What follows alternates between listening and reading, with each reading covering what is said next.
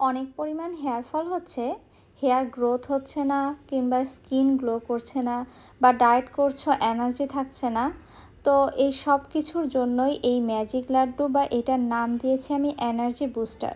কারণ সারাদিন এনার্জেটিক থাকতে ও সারা জীবন সুস্থ ও সুন্দর থাকতে এইটা ম্যাজিকের মতো কাজ করবে।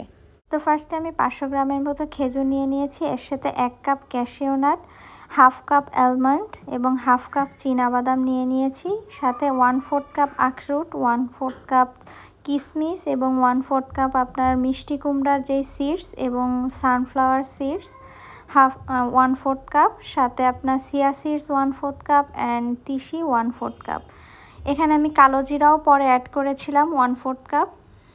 খেজুর, বিভিন্ন ধরনের বাদাম কিংবা বিভিন্ন ধরনের সিড সব কিছুই কিন্তু এটার ভিতরে আছে, আর আমরা সবাই জানি এগুলো আমাদের ডেইলি লাইফে কতটা ইম্পর্টেন্ট এবং কতটা উপকারী আমরা বলতে পারি এটাকে।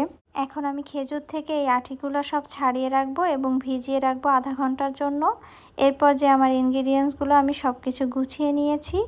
তো ফার্স্টে আমি বাদামগুলোকে হালকা একটু ভেজে নেব, বেশি ভাজতে যাবেন না।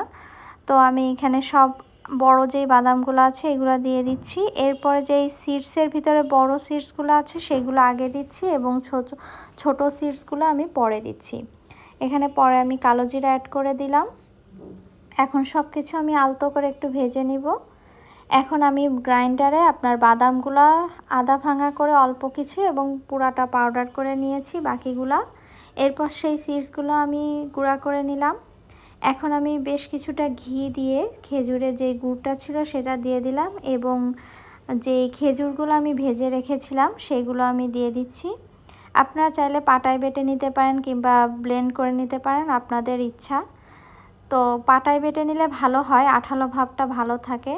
এখন আমি এক্সট্রা একটু ফ্লেভারের জন্য এখানে দারচিনি পাউডার, একটু পোস্তদানা এবং পেস্তা বাদাম সেটাও গুঁড়া করে এর ভিতরে দিয়ে দিলাম। তো আমার জিনিসটা কিন্তু অলরেডি বানানো হয়ে গেছে, এটা বানাতে খুব বেশি সময় লাগে না।